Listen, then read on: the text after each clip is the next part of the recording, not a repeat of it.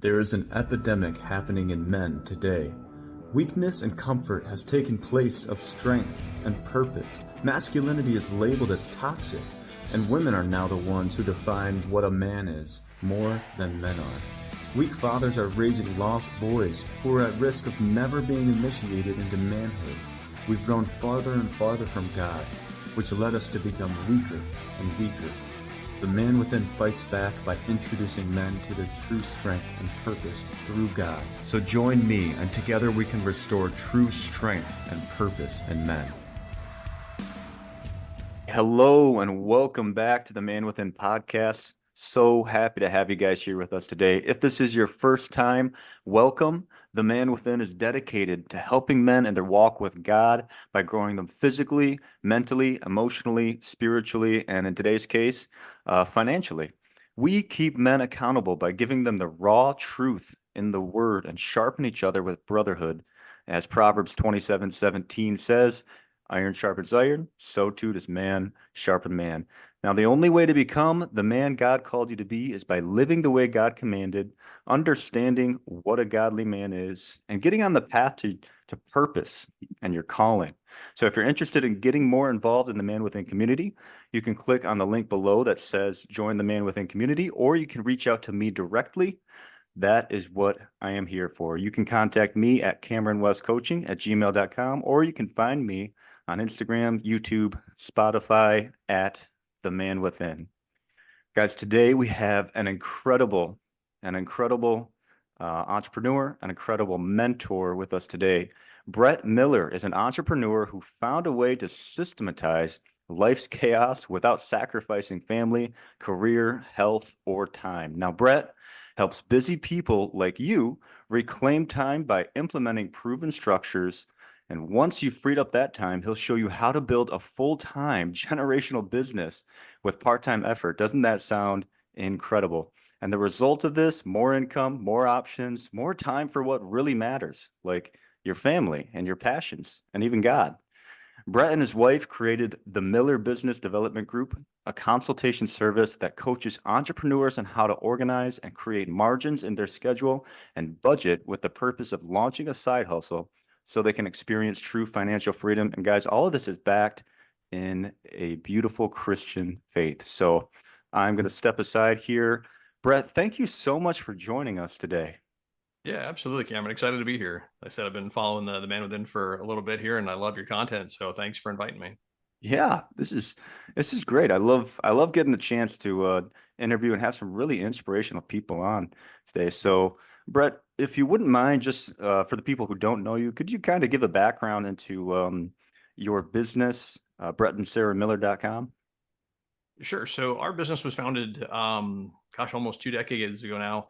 We'd started off working in the online marketplace, just working with e-commerce, and that's developed now into what we do in terms of teaching and training folks to organize their schedule, to organize their budgets so that they can create margin in their life to launch a side hustle. Because we found that a lot of people want to be able to do that. I mean, with the economy today, it's a little rough. Things are getting harder for folks. And so people want that space. And so we found a way to be able to coach and guide people around that, to have that side hustle that they can get going. And people can take that to create a little income or more from that. But that's kind of where we work and coach. And it's been a lot of fun. I figure it's a pay it forward kind of mentality. My mentor had taught and coached me how to do some of those things. And I feel it's only right to share that information with others. Yeah, and we were kind of talking about this before we started recording, but yeah, could you maybe give a little background on how you got into this? Just give us a good way to relate to you. What was your like before finding this mentor? How did it lead you to finding the mentor? Yeah, all that good stuff. Sure. So I've always been kind of a guy of high ambition. I always tell people my career, and I say that kind of tongue in cheek, but my career aspiration was astronaut, right? Talk about a high calling, and it's kind of up there. But it was that idea where I wanted to do something great with my life, and was very into the scientific realm and wanting to know that. I love space. I remember I had a project in fifth grade where I created a paper mache shuttle. It had opening bay doors, like the full deal. Like it's just fun. So I was chasing that. And so the best way for me to do that was to pursue a career through the Air Force, to be a pilot and to be an engineer, so that I had kind of dual tracks to be able to create that. And so that's the route I took. I went to University of Arizona, got my bachelor's in engineering, commissioned to the Air Force. I got stationed at Wright-Patterson Air Force Base in Dayton, Ohio. Picked up my master's in engineering and materials. I got a chance to work on engines for the F-22 and the Global Hawk, and some really cool projects that are there, all while continuing to build towards that path in astronaut. I wanted to go be a test pilot and do all those things. But unfortunately, my eyesight kept me from getting the pilot slot that I wanted. Yeah. Offered me a nav slot, but I knew being a navigator wasn't going to get me where I wanted to go. So I took the engineering route thinking, okay, I'll be a mission specialist. Well, that path came to an end too. This is when NASA started shutting down the shuttle program. It's really cool now that they're reopening a lot of that, but they had shut that down. And so the qualifications for astronaut went through the roof. And so my eyesight totally took me out of the running. Mm. And it also just happened right around that time. The Air Force was downsizing its engineers. And so they cut a bunch of us and let us go. And so I got caught up in that. And so I was kind of at a spot in my life where I'm like, okay, I've had this plan since I was 10 years old. Now what do I do? Right. Mm. And was just kind of lost and a little bit struggling. Didn't really know what, but I had met my wife at that point, and we were just talking about what we wanted to do for the future. We were just dating then, but we were just talking about what we want to do, where we wanted to be in life. And it's one of those doors kind of open up right now. At that time, I was not a Christian. And so I wouldn't have said it was the hand of God, but looking back on it now, it absolutely was. Yeah. But I had a gentleman come into my life and just changed my perspective on stuff. I got a chance to meet him, and he was immediately impressive. You know, I was telling you this before, but he was former military. He was a Black Hawk helicopter pilot. He's done bomb squad, SWAT team, rescue dive, paratrooper, sniper. You know, he is GI Joe. Like, he fits the bill. Wow. I mean, he's 6'2". He's got broad shoulders, big chest. The man looks like an action figure, right? Um, and so I was just immediately impressed by this. But then to find out that he had started building businesses when he was in his 30s, and through that had become financially independent in his 30s, and him and his wife were millionaires into their 40s, and they just had an incredible lifestyle. And when I see this, I was just very drawn into it. And so I kind of wanted to know more about it, and I just pursued. And then I found out that he coached people. And at that point, I'm like, hey, all in. How do I follow you? How can I get you to coach me?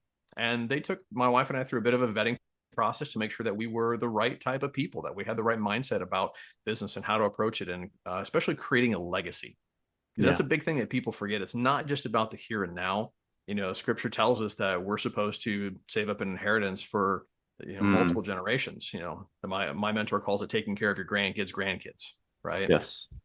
And so to do something like that, that would outlast me. And so we started pursuing that. And my wife and I have been able to build a couple of businesses alongside of our full-time careers. You know, I've worked as an engineer for the Air Force for many years doing engineering for flight simulators. My wife has worked logistics for the Air Force as well. She's got to work on some pretty cool projects, including the Reaper drone, as well as the program for the Air Force One. A lot of Wow. cool stuff she's had a chance to do. So a lot of people would say we've had prestigious careers, but we want to do more than that. Yeah. Um, you know, and I guess a little bit more kind of alongside our life with that as well. We've been married for, it'll be 17 years next week, which is pretty cool. We've got 4 kiddos. We've got the oldest is a boy, and then we've got 3 girls, but they are 9, 6, 4, and 7 months. You know, so we definitely keep our hands full with everything that we got going on. Yeah. But I mean, that was kind of a bit of my journey about how I had come into the business realm in terms of that connection, and a little bit about where we are now. Yeah. No, that's that's an incredible journey. You mentioned earlier that, you were always a guy that had high ambition. And I know that the people who are taking the time to listen to this, these are the type of people that have high ambition. And, I know you probably work with those type of people as well. So I'm curious what kind of advice you would give someone who just had a lot of high ambition, but they just didn't really know where to go. So probably the best piece of advice that I can give Cameron, this is one that I hand out to a lot of people actually, is that stop asking yourself what you want to do.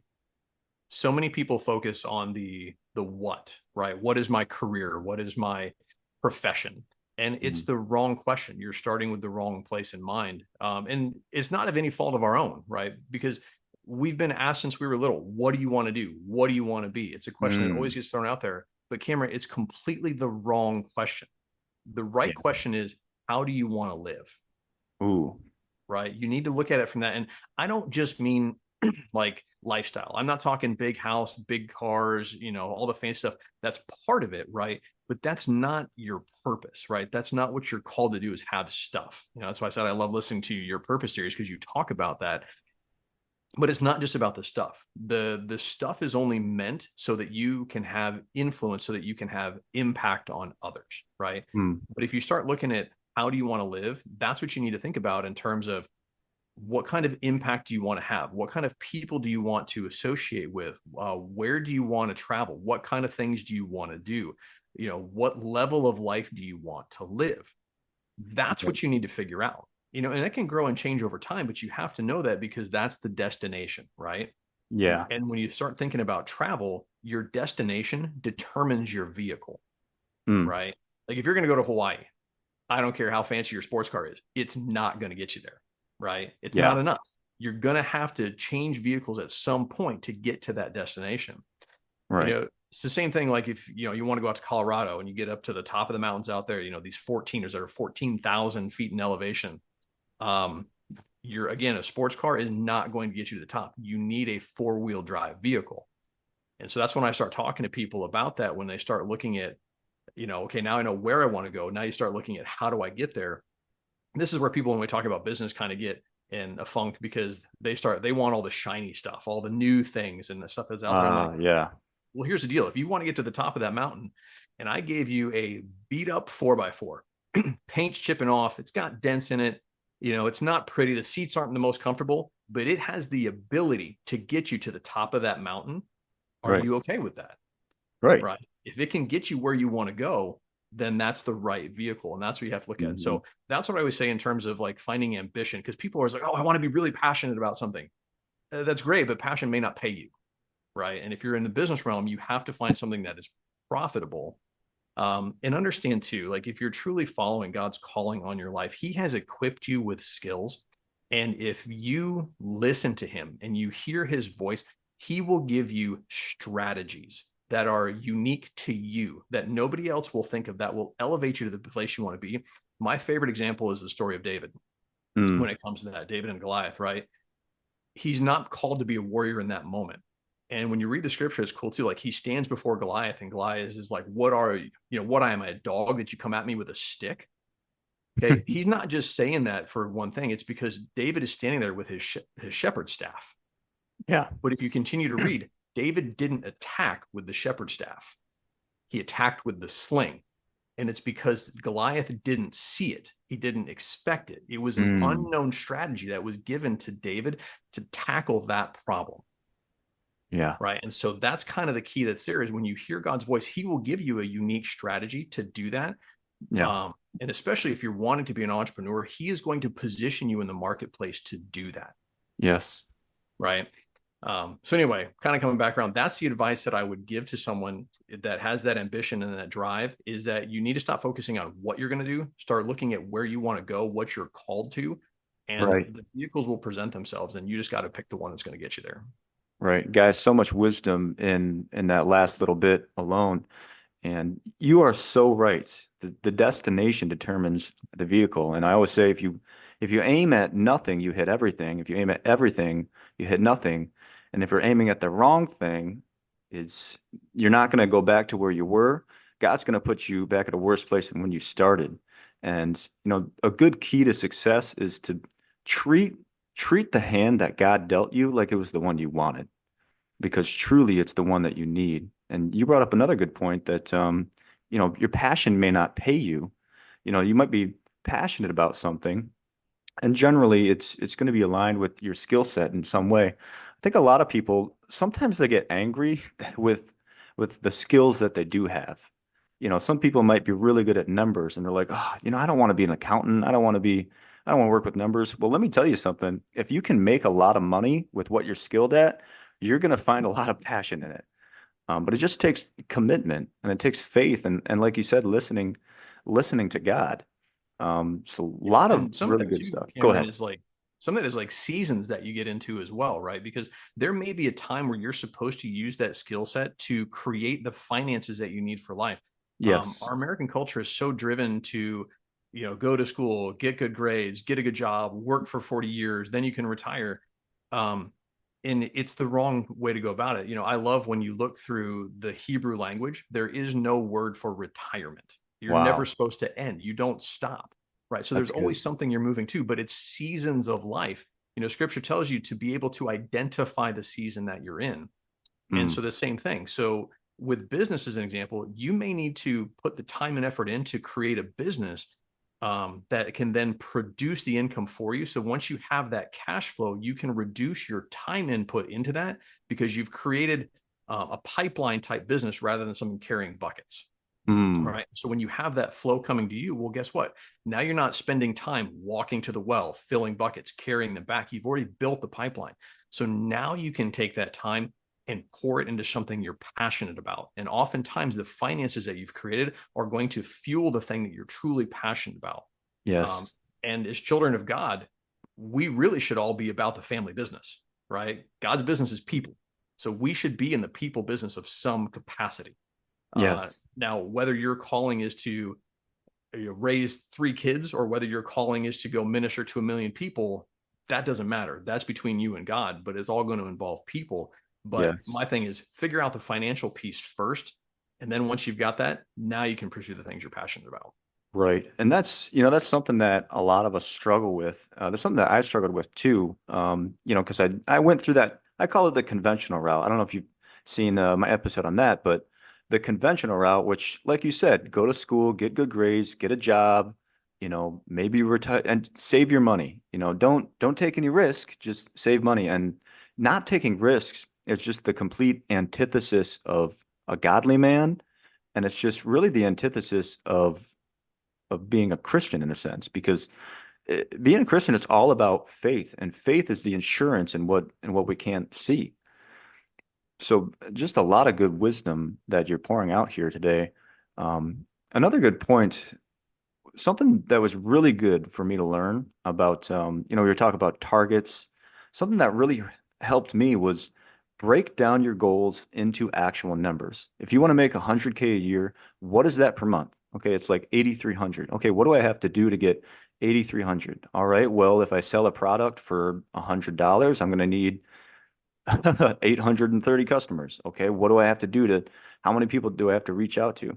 When you break it down into numbers, it you just start to get a lot more clarity. And a lot of times it just takes leaning more into something.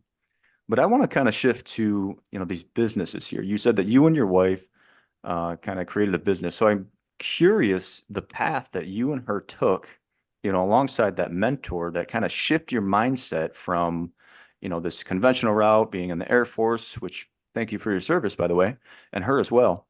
But kind of shifting from that, maybe the conventional route to more of a business mindset. What was that journey like, and what were some of those lessons that you learned along the way? Oh gosh, Cameron, there's so many when you start to think about the lessons you've learned across that path. Um, but I don't know. I've kind of found that the people that have the entrepreneurial DNA, so to speak, like it's kind of in there, right? It may not be surfaced, you may not always be operating fully in it, but it's there. It's kind of funny. I had a dentist appointment this morning. I was actually talking to the hygienist that was there, and she was, cleaning teeth and everything. And we got to in a conversation. We started talking about entrepreneurship and business and doing your own thing.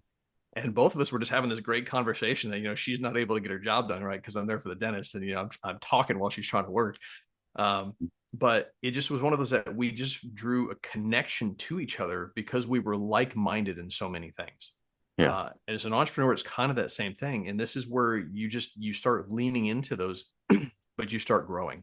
In Mm. terms of the mindset and skill sets, it's a process. There's so much that's there that you take time to learn from. I highly recommend people get into a reading and a listening regimen.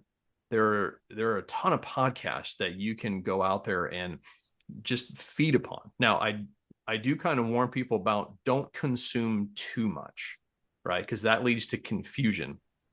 You need to find people that have really what you want. Like we kind of talked about, what's that destination? Do they have the life that you want? Because you don't want to just chase people that just have one thing. You want it to be a holistic approach to stuff.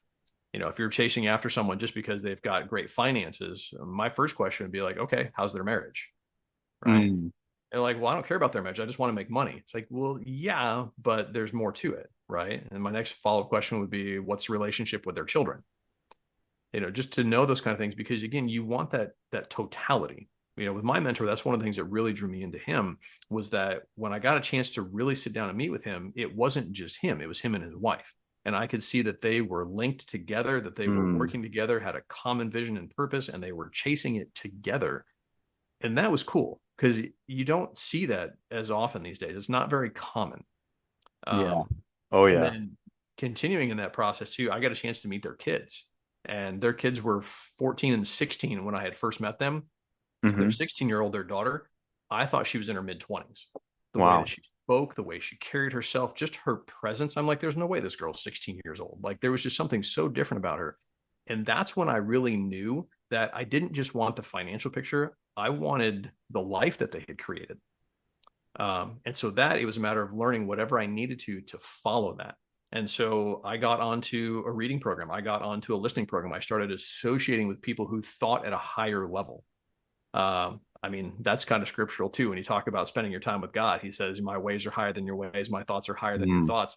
Elevate yourself, right? Look for people whose ways are higher than your ways, whose thoughts are higher than your thoughts, and get around that. And eventually you just start to think differently. You shift your perspectives. You gain wisdom around things. So I can't say it was like any one particular thing that I learned that made a shift. I mean, there's been little bit by little bit that has grown us to where now, we have a sales team that it's about 170 people that we work with and mentor and coach in different capacities. Um, and yeah, they're all different. They're all people. And so that's probably the biggest thing I would spend time on is people skills. Because I found that with any endeavor, Cameron, 80% plus of your success is going to come from how you deal with people. And about 20% of your success will come from your actual technical skills. And so mm, learning how to work with folks, digging into the people skills books, things from like um, Bringing Out the Best in People is a great book, Dynamic People Skills, even things like How to Win Friends and Influence People. Dale mm. Carnegie is a classic. How I Raised Myself from Failure to Success in Sailing by Frank Betcher. Those are incredible books that you can dig into. There's a little pamphlet one. It's by Les Giblin. It's called Skill with People. It's a 40-page pamphlet. You can read it in about an hour. It's one of those that you can flip through that once a week and you can start to really build your people skills, and you'll notice yourself start to accelerate in all areas. Right. You are so right.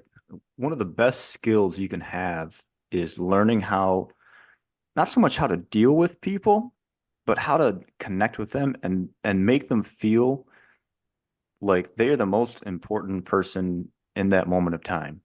Because, it's best to be present 100% for a short amount of time than to be, in and out for a long amount of time. Yeah, fully agree.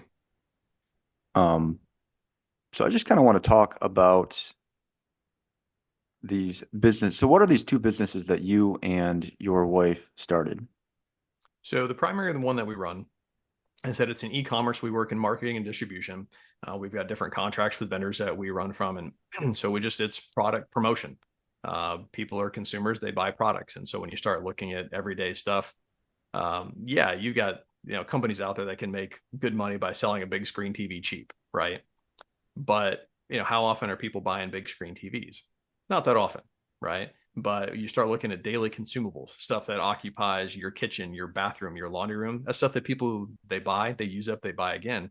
And so it's just a really good marketplace to be in. And so that's kind of where we've built from the e-commerce side of things.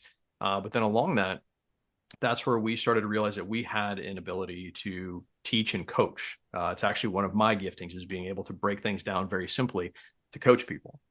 And Mm, so that's where we've started. You mentioned earlier our website, brettandsarahmiller.com. But that's where we talk about some of the mindsets around the entrepreneurship and creating that legacy and being able to do that.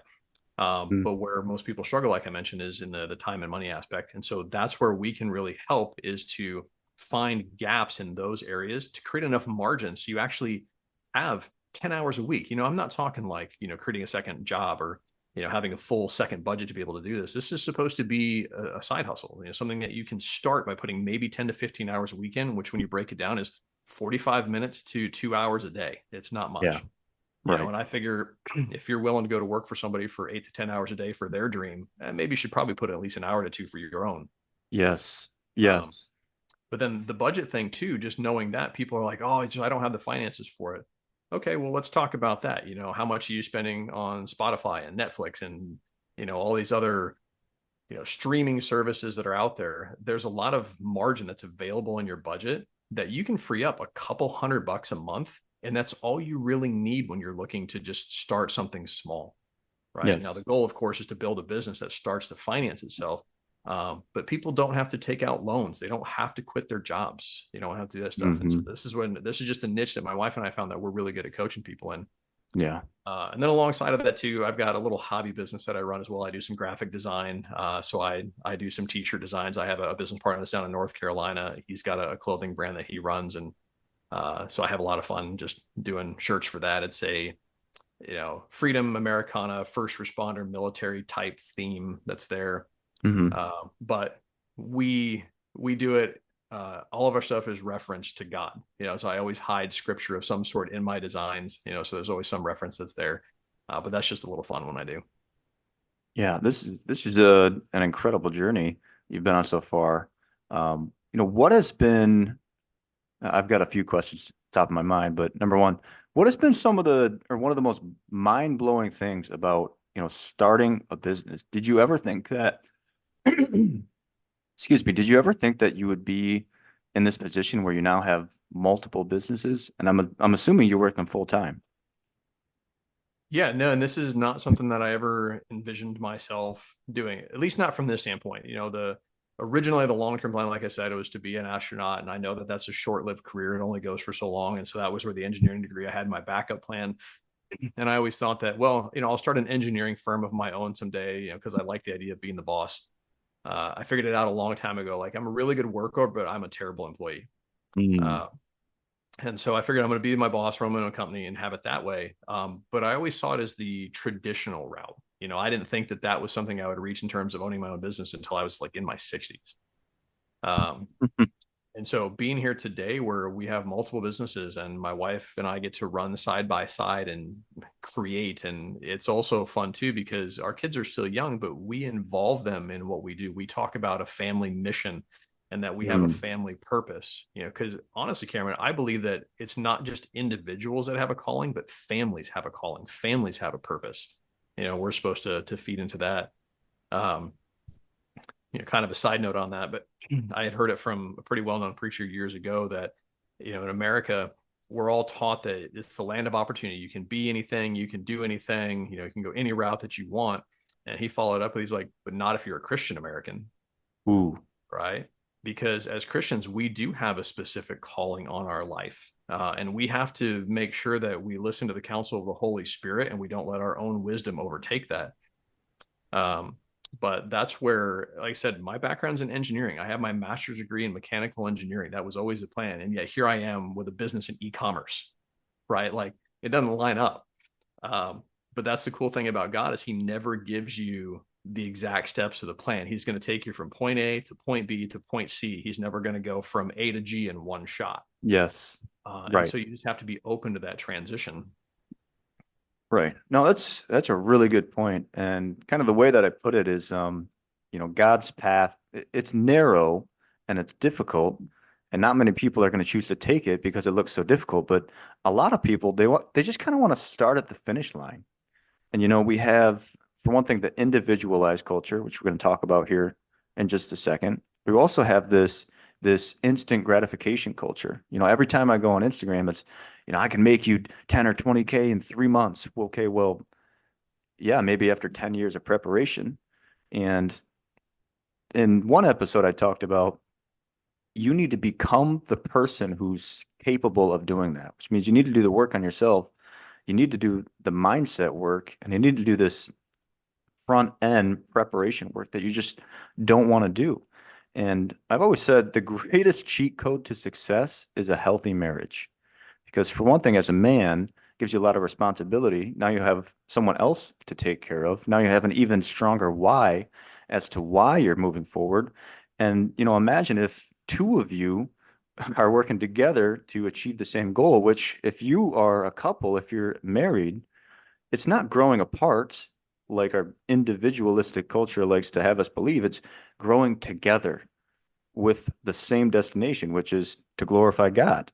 And you're doing it in a way that helps others, it serves others. So can you kind of talk more about how this marriage and how the same goal kind of helped you in your success? What's that done for your marriage?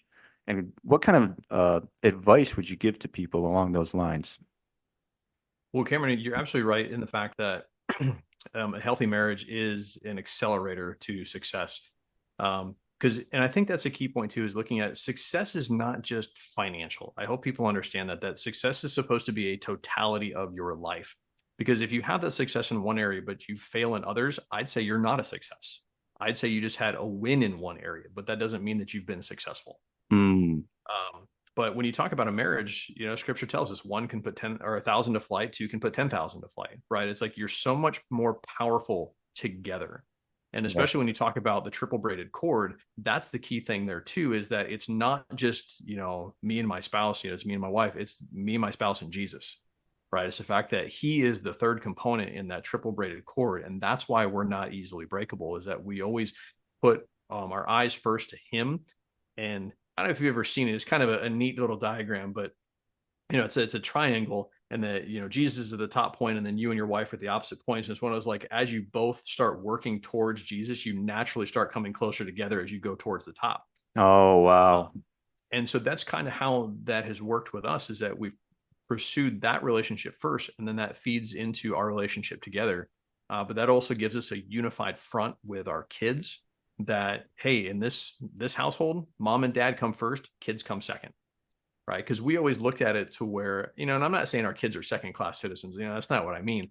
But it's the fact that when we take care of our relationship first, that naturally flows down as a Mm. safety, as a place of comfort to our kids. Because at some point our kids are going to be out of the house, and I don't want to look across the breakfast table at my wife and be like, okay, who are you again? Wow. I want to know her intimately, because we're here together for the long run. Our kids, we're just stewards of them. I kind of like to think of it as that they're not my kids, right? Yes, I know biologically they are, but really they're God's children, and I get the chance to steward them for a time, to raise them to be productive adults. Mm. Uh, and that starts with a healthy marriage. And obviously that is played into business as well, because with the business side of things, we're on the same page, we're moving in the same direction. And so it's great because it allows us to keep each other in check. I mean, because Cameron, I imagine, like, every day is not a 10, right? You have some days that are a 7, some days that are a 3. Yeah. And Oh, yeah. those are the hard days, right? My wife, she has a teaching that she does on this, where she talks about learning how to manage your A, B, and C days, and having Hmm. a game plan around that. Well, when you're having a C day, what do you do with that? Well, the cool thing about being there, two of us, very rarely have we both had a C day at the same time. Ooh. And so therefore there's always one that's allowed to lift the other up, to bring them up. And my wife and I, we just have an agreement. It's like, hey, we just can't both quit on the same day. I love that. Right. I love that. Um, and so that's the thing, is where we have each other's back. It's, again, that three triple braided cord. It just allows us to stay bound together in that. So even when one of us is weak, the other two of us are strong. Yeah. And there's so much symbolism in there. And I love what Jim Rohn said. He said, I'll take care of me for you, and you take care of you for me. And I think a lot of people look for business and marriage for the same things. They want their spouse to take care of them. They want their spouse to answer all of the questions and, remove all the bad things of life. But the fact is, you're human, they're human. You're going to have a C day sometimes. And the same thing in business. Money isn't the root of all evil, but it's not the root of all happiness. So you really need to make sure that you're changing yourself and doing the work on yourself. And that takes pain and discipline. And really what that takes is a strong connection and relationship with God. That means you got to put your walls down. You got to allow yourself to be vulnerable, and you have to allow yourself to step into a little pain and risk and discomfort. And that takes a lot of faith because you're stepping into the unknown. But if you stay inside of your comfort zone, which is what the general society wants us to do, we want to stay average, don't ever take risks, stay inside your comfort zone. But when you stay inside of your box, you keep your safety, but you lose your soul. And you're never going to find, like you said, that was so great when you said, there's no word in Hebrew for retirement. Guys, this journey, God's formula for success is short-term pain for long-term pleasure. Well, guys, this life that we're living right now, this is the short-term pain. Like this, you might live 100 years. That's a blink. That's a blip in the grand scheme of things. The real pleasure, the real long-term pleasure is the eternal. So that's why it's so important. We're always growing, and you need to have a target that is eternal and that goes beyond who you are today, and it goes even beyond who you're going to be on this earth. Yeah, you've got some really good points there, Cameron. We're talking about eternity, being driven by that. There's an excellent book called Driven by Eternity by John Bevere. Ooh. One of my favorites. It's an incredible allegory to what it's like to pursue that. But also, you mentioned the discipline thing, right? Well, scripture tells us no discipline is pleasant at the time. It's painful, Mm. but it bears good fruit, right? And that's the key thing. But you also have to look at the root word for discipline. It doesn't mean punishment. The root word for it is the same as the one for disciple, Yes. right? To be a student of, to be in a discipline, to be discipled by. And so that's really where it's at, is that there's things you have to go through and learn and struggle. Resistance creates growth. I mean, that's just the nature of it. As guys, one of the things that I believe too is that you should spend some of your time in the gym, in some type of workout. It doesn't mean you have to go to Globo Gym or anything like that to do it. You can do it in your living room, but you need to spend some time physical, because it's one of those that in your life, whenever you need your physical health, it's too late to get it, right? You need to Mm. have earned it beforehand. And it's the same thing with your financial health, right? When you need your financial health, it's too late to get it. Like, you need to have had that in place already. Yeah. So I teach my son that, right? Be disciplined now. Discipline is a good thing. Discipline is not a bad word. It means you're Yes. willing to put in that effort. Yes. If the more you sweat during peaceful times, the less you'll bleed during war. Absolutely. That's a good quote. Um, yeah, yeah, I love that one. Um, okay. We kind of saved the best for last here. I know that you can't break down everything there is to break down with a business, but I know people are eager to learn. So, just treat me as a student. I come to you, I say, hey, I've been working this job for 10 years. It's miserable. It's taken everything out of me. I have high ambition. I want to serve God. I want to leave a lasting legacy. I want to have a marriage, Brett, I want to have a life like yours. How can I get started? So if you're looking to delve into a business, you need to start doing just an assessment of your life. This is the things that my wife and I teach. It's just finding out kind of where you are, right? Because with any journey that you go on, you need to know two things. You need to know the destination, but you need to know where you're starting from. Because if you don't know where you're starting from, how do you draw a map? Mm, So you need to have that guidance there. So just getting a good assessment of where you are. People don't just like the word, but it works. You need to do an audit of your life. All right. You need to figure out yes. where are you spending your time and where are you spending your money. Um, and it's a pretty easy thing to do, in terms of doing a time audit. I recommend people just track themselves. It's going to be work, right? You've got to be disciplined about figuring this out, but putting the work in now will be worth the results afterwards. But take 3, maybe 4 days of your work week and track what you do in about 15-minute increments. Write down everything. Now, the key with doing this is you can't be on your best behavior. You have to be on your normal behavior, right? If you're going into the time audit, like, I'm going to do everything perfectly, you're defeating the purpose, right? We're trying to find out, where are the gaps? Where are you wasting time? Where are you being ineffective with your time? Because I always like to Yeah. tell people, it's not necessarily about what you're doing, what's right, and doing what's wrong. It's about, what are you doing that's effective and what are you doing that's ineffective, right? Yes.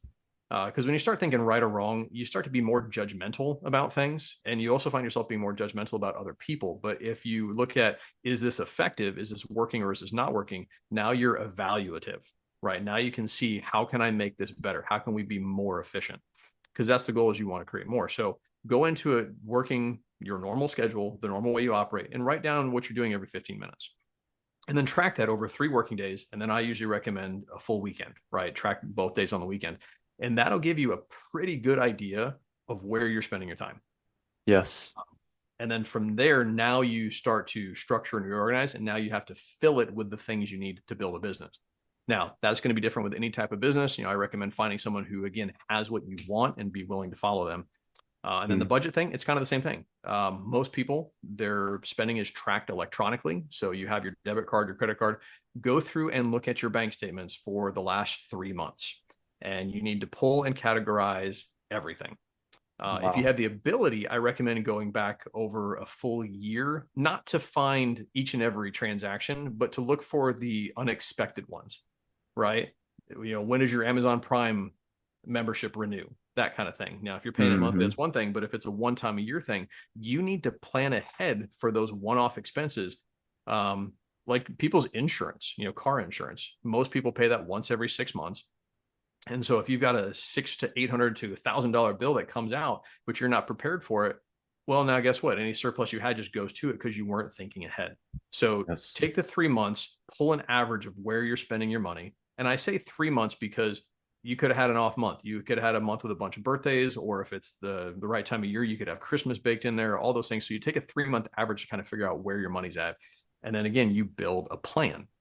Yes. And I've got some budgeting software that I recommend for folks to um, it just kind of depends. I don't want to necessarily recommend anything here, but if people have questions, they can definitely reach out and ask about it. But those are the two things that I would start with: is figuring out what is your time and what is your budget. And then now, Yes. once you've got margin, now let's start putting the pieces back in that can that start building where you want to go.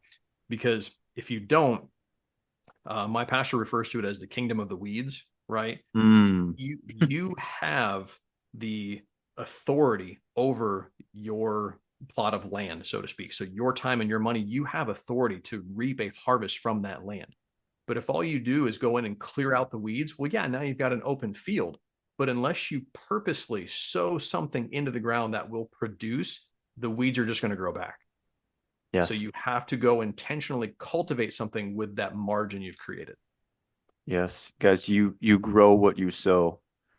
Guys, I want you to rewind the last 5 minutes because everything that he just laid out is golden information, all the way from you got to have an A and a B.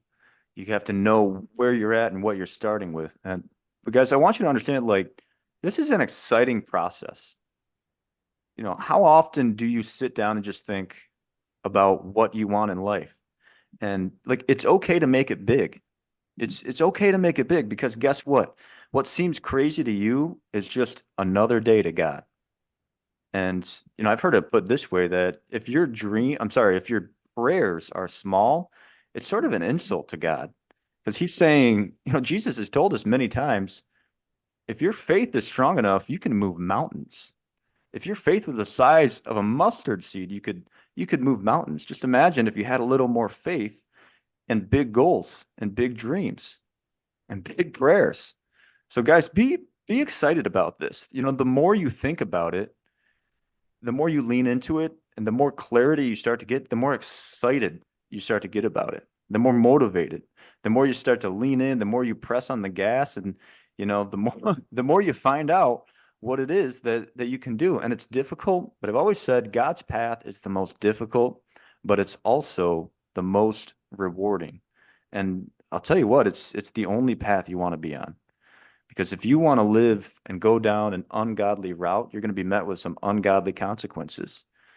And that's not a place that you want to be. So, guys, take a minute, rewind back the last 5 or 6 minutes, and listen to everything Brett has said, because there is some golden information in there. Brett, is there any last minute things that you want to tell to the listeners?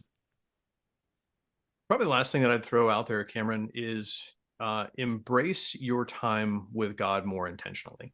Abraham Lincoln was quoted saying that if I'm given 8 hours to chop down a tree, I'll take the first six and sharpen the axe. Mm. Right. Well, here's the thing. For me, my king is the God of the universe. He is the creator of everything. He knows all things that was and will be. So therefore, he has every answer to every question I have. So why am I not taking time to seek him, to know him, to be in communication and counsel, to build a relationship with him? Just like the relationship that I've built with my wife, I have gotten to know her more deeply because I've spent time with her, right? It's not just reading notes that she left behind for me. Like people think the Bible is like, oh, that's just a big note that God left for us. Like, no, it's like it is living and active. He is involved in his word. So when I have conversations with my wife and I get to know her better because she has grown and changed in our 17 years of marriage, she's not the same person that I married. And thank goodness, like we both have grown and changed so much. Well, God is never changing. So that's not what I'm saying there. But the fact that he is infinite, right? He is so beyond us. So we can get to know him, but we're never going to fully understand him. But we can grow into that more by spending time with him. And so you want to sharpen the axe. You want to know the answers that you need. You want to get the direction figured out. You want to know your next step. Spend more time with God. You will find that by spending more time in prayer, you will be more effective in other areas and you won't have to spend as much time doing them. And that, again, that's the whole point, right? It's not about a right or wrong thing. It's about what can you do to be more effective? Simple. Have a sharper axe. You'll get more work done. Right. And that's such a good point, guys. The more time you invest into something, especially a relationship, the stronger it's going to be. So just an amazing amount of wisdom here in this episode. Brett, thank you so much for being with us today. Cameron, I just wanted to thank you for inviting me onto the show. And like I said, I wanted to thank you for following your calling, for stepping into the roles here, because I know it's not easy. As one of the episodes I was listening to you where you were talking about kind of making fun of content creators and not really thinking that's what to do. But we're supposed to share. We're supposed to have that wisdom that's there and the insights that we gain. We're Right. supposed to share those with others. That's the whole point of why you look at the first century church and they had home church and they gathered every night because they were sharing about what they were learning from God and how it was affecting their lives. And I Mhm. see you doing that with this Man Within podcast. And so, yes, thank you for just stepping into the calling that God's put on you.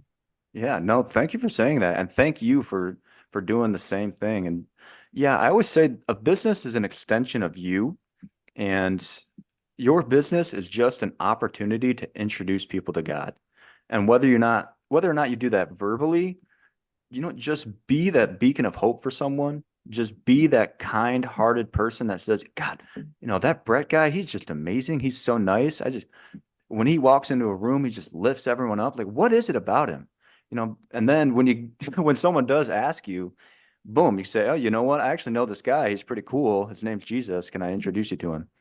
Yeah. Um, I mean, that's exactly what happened to me, Cameron, with my mentor. That's how I was drawn into that. With working with him in the business realm was one thing, but when I was around him, there was just such a peace about him that I was like, what is up with this guy? Like, I want to know. And at the time, I mean, I was agnostic, borderline atheist. mhm. Because I grew up in the scientific realm and the world tries to tell you that science and God are completely opposites, which is not true. It's amazing actually how much more science continues to prove the word of God true. Oh, Um, wow. but anyway, so I'd gotten around Brandon. I'd had some conversations, so he kind of knew where I was at. And so I asked him, like, hey man, like, what's your secret? Like, what's your deal? He's like, you don't want to know. I'm like, no, I really do. He's like, no, you don't. I'm like, no, seriously, like, I want to know. He's like, well, my answer is Jesus. And I looked at him and like, yeah, I didn't want to know.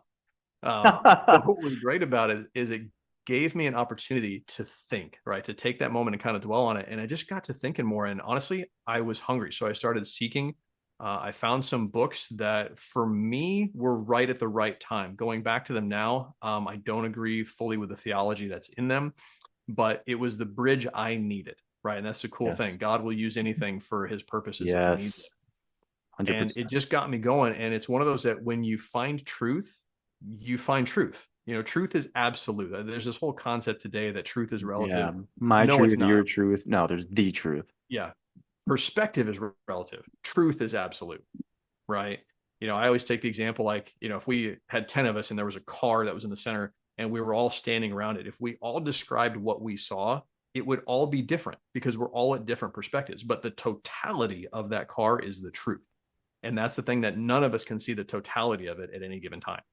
The only one that can is God. And that's why we need to lean to him. That's why Jesus said, I am the truth. Right. So to press Yes. into that. But that's where I found that. And that took me on a whole journey of adding that into my life. And like it was talking about with sharpening the axe. I mean, that's really kind of the big piece that's there.